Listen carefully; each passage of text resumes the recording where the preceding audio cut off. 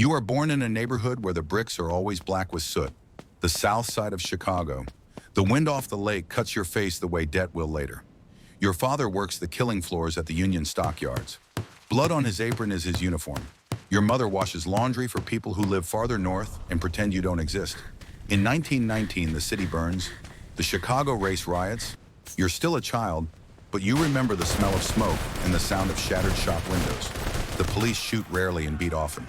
No one protects your block. People learn to protect themselves. In 1920, the 18th Amendment takes effect. Prohibition. You don't know the word amendment, but you see basements filling with barrels. Alcohol becomes a commodity, and fear becomes currency. Men in expensive coats appear where there used to be only butchers and dock workers. You grow up among men who speak with accents and keep knives in their pockets.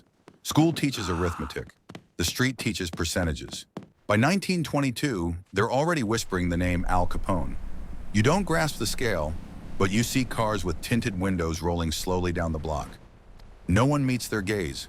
You are nobody, just a boy from the South Side. But the city is already choosing for you. You learn fast. The weak here don't get eulogies. They get forgotten. The South Side teaches quicker than any classroom. By 13, you know who controls the neighborhood, which streets are Chiji, and where you can disappear after 3 turns. In 1924, control of the city firmly passes to Capone's people. Newspapers write about a businessman. The street says boss. You watch some bars close and others open. Speakeasies grow like mold. Liquor flows at night, money by day. You start small, carrying envelopes, standing on corners, watching for patrol cars, memorizing faces, learning to stay silent. In 1925, a small-time bookmaker from your street is killed. No one looks for the killer. Everyone looks for who will take his table. Chicago police take money as regularly as their salary. In 1927, William Hale Thompson becomes mayor. The city votes the way it's told. You see politics and whiskey sitting at the same table. You grow inside a system where the law is an agreement and a word is worth more than a signature. At 16, you're no longer a runner. You're part of the mechanism, a small gear. But gears can break fingers. You don't carry other people's envelopes anymore. Now they carry them for you. In your pocket, a folding knife. In the trunk, crates of Canadian whiskey. In your head, simple arithmetic. Fear multiplies profit. By 1928, Tommy guns flash more often on the streets. The submachine gun becomes an argument. They call it the Chicago typewriter. You learn to hold it without trembling. Short bursts, bullets cost less than men. You change clothes. Wool suit, wide lapels, hat low enough to shadow your eyes. In West Side speakeasies, you sit near the exit, back to the wall. The bartender knows your drink isn't watered down. February 14th, 1929. The massacre in the garage on North Clark Street. The St. Valentine's Day massacre. Men lined against a wall and turned into lace. The name George Bugs Moran sounds loud, but quieter than gunfire. The city understands. This isn't a fight. It's accounting. You absorb the lesson. Loyalty is bought, fear is cultivated, memory is erased. You no longer react to sirens. You measure the time between them. Your tools are simple. Weapons, money, silence, and the understanding that in this city it isn't the strongest who survives, it's the one who shoots first and speaks last. You no longer work for the street, you work for the structure, not a gang, an organization. In Chicago they call it the outfit. The word is simple, the substance isn't. In 1931, federal agents put Al Capone away for tax evasion. Not for blood, not for bullets, for numbers. You remember that better than any sermon. You realize you can shoot without consequence, if the books are clean. You begin learning another craft. Meetings in offices that smell of cigars and expensive paper. Contributions to election campaigns. City officials entering through the back door. In Cook County, judges look the other way if the envelope is thick enough. In 1933, prohibition ends. The 21st Amendment. Alcohol is legal again. Many think you've lost. You see something else. You just changed the product. Gambling, unions, transport, garbage contracts. The money gets cleaner. The methods don't. You no longer carry weapons openly. Your weapon now is a list of names. Who owes whom? Who sleeps with whom? Who's afraid? You become part of a system that doesn't shout. It signs. You're no longer the kid from the South Side. You're a bolt in a machine that will outlive bans, mayors, and sentences. A machine that doesn't shine. It just works. You enter the 40s not as a boy or a soldier, but as a manager. Not on paper, in fact. War begins in Europe in 1939. In 1941, after Pearl Harbor, America enters. The U.S. mobilizes factories. Money flows like a river. You set out a bucket. War contracts, unions, steel shipments. You don't make weapons. You control those who load them. Strikes happen, or don't, by a phone call. In 1943, Frank Nitti is found dead. Officially suicide. Unofficially federal pressure. You see the vacuum and fill it. You expand beyond Chicago. Las Vegas still smells of desert and concrete. Casinos rise faster than churches. Money runs through tables like water through sand. You invest quietly, no signs.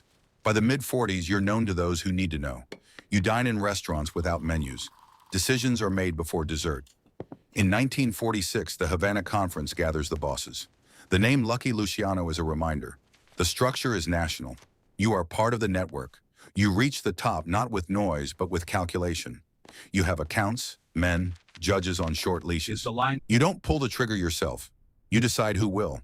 And that's worth more. The 50s arrived not with gunfire, but with cameras. In 1950, the Senate launches an investigation into organized crime, the Kefauver hearings. In 1951, they air on television. Gangsters' faces across the country. They hide their eyes, but not themselves. You understand, the era of basements is over. Now a housewife in Iowa might recognize you. In 1957, the meeting in Appalachian collapses. Police stop cars full of expensive suits. Newspapers print the word mafia in bold. The structure you built in silence becomes public. In Chicago, the feds work methodically. The IRS reviews reports. Under J. Edgar Hoover, the FBI stops pretending you don't exist. Wiretaps, informants. Old friends start talking. You pay twice, in money and in sleep. The house in the suburbs feels more like a bunker.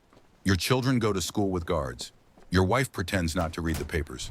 You shrink the circle of trust, then shrink it again. By the end of the decade, you're not expanding. You're defending.